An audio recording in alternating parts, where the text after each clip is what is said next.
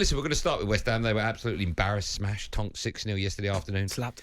By Arsenal after the match. The Hammers boss David Moyes said no other team in the history of the club would have been beaten in that manner. I think that they know. I think we've probably got as good a squad of players as we've had here. And all the other teams I've had would have never let themselves get beaten the way they did today. So everybody has to pick themselves up, including the staff. We all have to do it as well and get ourselves ready for what's next. Just quickly, we've got some breaking news. talkSPORT understands, this is via Alex Crook, our chief football correspondent.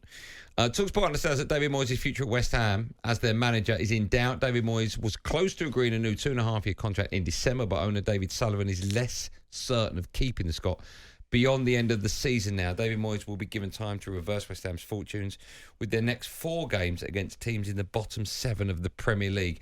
Those games are Forest away, Brentford at home, Everton away and Burnley at home. I have to say that any owner that decides or is swayed by the result of one game for his manager, his long-term future there, I think it's bonkers. Yeah. You get games like we saw Liverpool get smashed against Aston Villa a couple of years ago. We've seen Southampton, I think it was twice with Rouse. Yeah, we saw 9-0. Man United got smashed 7. I don't think... Sometimes I think you just have to write it off as a bonkers afternoon. We weren't at it. They were. Yeah. These things happen. I think there are certain scores where you go, right, we've got to look at this. Like, I think if they got beat 10, I would not have been shocked if they got sacked today. 10 is different. Okay, so that's what I was going to ask you. Is there one result that can get a manager sacked? If you get beat 10... Well, 9. We've seen 9 and managers didn't lose their 10, job. double figures. And this is the time of the top. What David Moyes... West Ham... top 8, right? And they're in the last stages of Europe. Yeah. You can't sack a manager for one game. I don't think it comes down to... I think a lot of the problem with the West Ham supporters and that is the style of football. I think that's what it comes down to. I agree with that. I get what they're 8th in the table, which seems bonkers. They've not been great. But when you look at some of the results, I mean, even the Bristol City over 2 legs... not a great performance. Got beat in the second leg. The 2-2 with Sheffield United. They should be beating Sheffield United. Bournemouth at home 1-1. Set up not to get beat. It's. Yeah, I can't disagree with that. I think that's why West Ham fans are looking at some of the players they've got, like Kudus, and I know Paquetá's been out for a while. Antonio's been out. Bowen. They've got ball players, like flair players.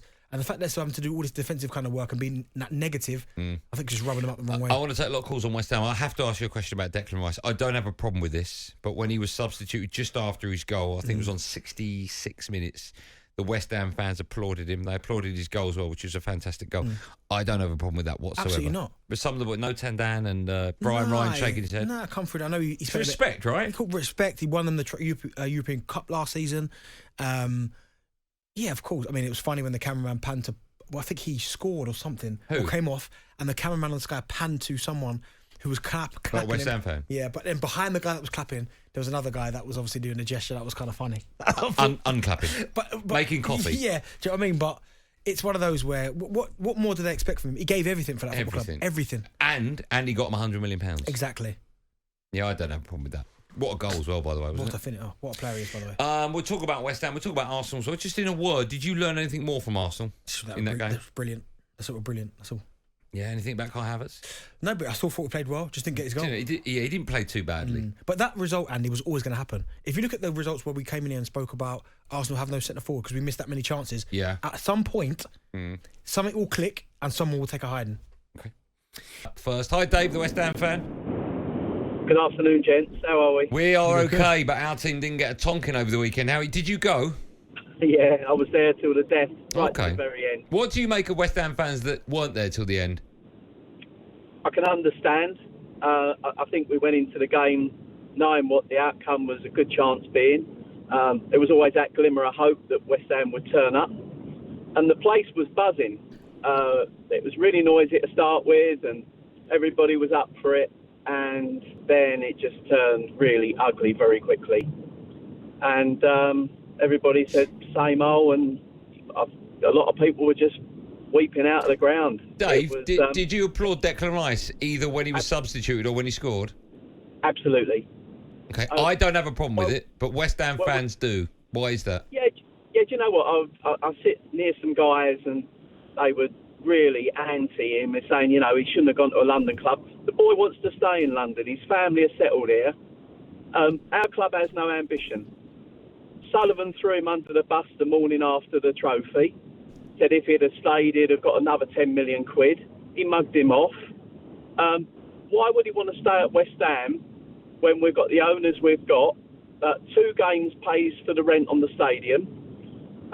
They've got no ambition. He's quite happy to remain a mid-table squad. He's a bit like Donald Trump of the Premier League, our owner. He opens his mouth, says a lot of things that are damaged.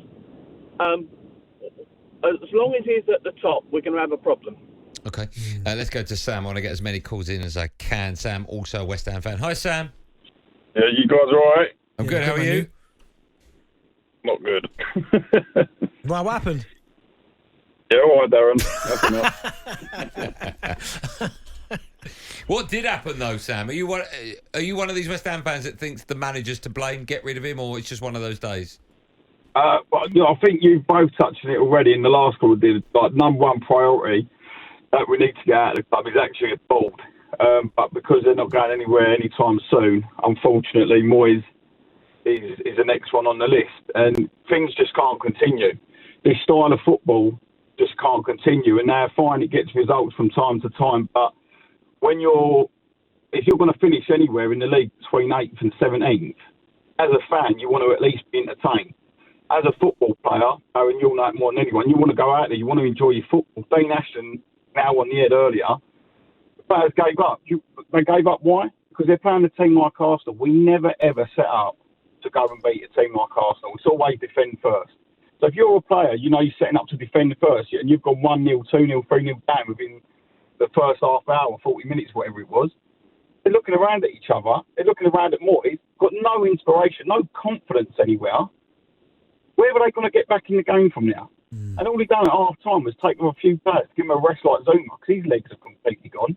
This is his team, by the way, that he laid the blame on yesterday, other than taking responsibility for himself. This is his team. Sam, let me ask you a question then. If Moyes was to go tomorrow then, who do you think can come in and play better football? Or who would you want to see come in and play better football?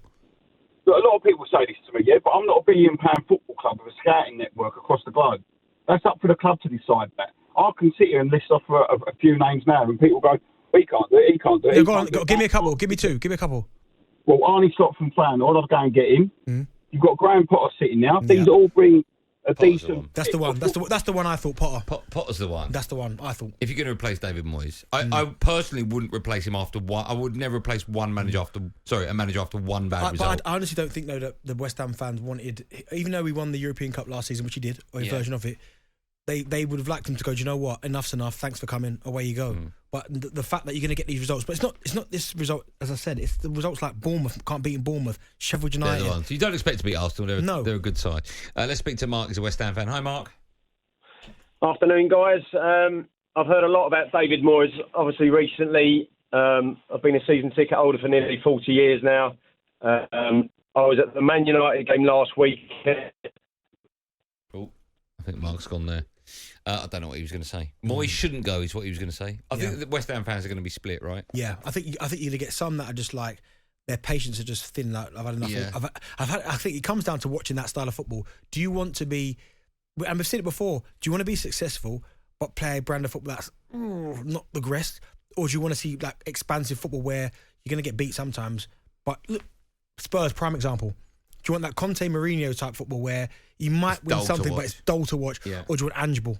But can you understand if West Ham fans look at the 11 that played last or started yesterday, and they would think out there on the pitch we've just got a team of charlatans and a manager that perhaps defensively doesn't know how to set up? Can you understand their frustration? I can, but I think when you look at the performance of the players on the pitch, the work rate, that's the way you'd go, well, what is there? What's going on? But I think it comes more down to not their placement, because you look at 8th and go, well, that's all right. I don't think it comes down to placement at all. I genuinely just think it's all about the style of football. talkSPORT Drive. Super opinionated sporting debate. Monday to Friday afternoon from 4 on AM, on DAB, via the talkSPORT app and on your smart speaker. talkSPORT.